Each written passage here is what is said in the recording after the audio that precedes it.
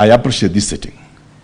And as the lead counsel of the Assembly has indicated, we are here to celebrate the Katiba Day, a very important promulgation by our President.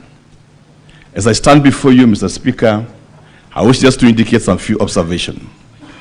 Number one is that a PO already addition has been made on the same.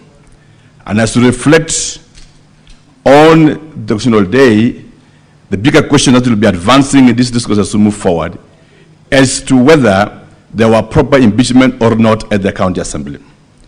I say this with a lot of conviction as the governor of the great county of Kericho. That's number one. The items that has been tabled before the great Senate today, that is the report, the ad hoc report on the NAFCDB program, the ad hoc report on the FLOCA program, the ad hoc report on the fictitious payment. The role of a governor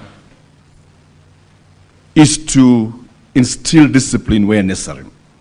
I wish to state before the honorable senators with a lot of humility that the report on the fictitious payment was handed to me by the county assembly after my impeachment has been tabled by the county assembly.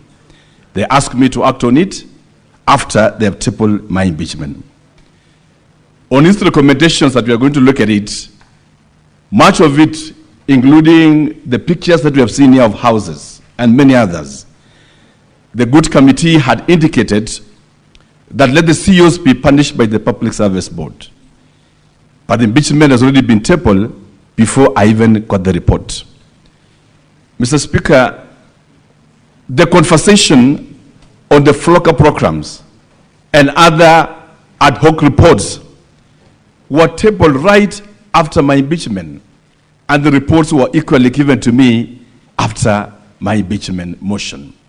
The big question I'll ask the Senate, Mr. Speaker, naturally, how then would the governor acted on the state officers when an impeachment motion has been tabled first, then now the reports are given to him? I say this to demonstrate the malice in the County Assembly of Kericho. We were here last year, Mr. Speaker, because these honorable senators, the great upper house, indicated that the numbers were not 32. The assembly, led by the speaker in his own wisdom, decided to manufacture 33, just add one number so that they can be heard in this assembly. And I say, fair well enough, we will be here to listen to these judges and be able to demonstrate any of our wrongdoing. Number three, Mr. Speaker, sir, on the question of Londiani, which is an emotional wiping statement and wiping emotions, this was the same impeachment that was brought in this house last year. The governor has no role whatsoever in creating committees that run funerals. We will be demonstrating, Mr. Speaker, that this committee was run by the county secretary and the county commissioner, which since then, the county secretary is no longer in office. The officers that were mentioned, most of them are no longer in office. But we'll also be able to demonstrate to this Senate that already a ruling has been made by the court indicating that no funds were lost. The same item has been brought to the Senate again for debate. Fourthly, Mr. Speaker, because of time, is that what is happening in Kericho is a well-orchestrated conspiracy, political conspiracy, to remove the governor of Kericho. One is for political interest and political expedition. Because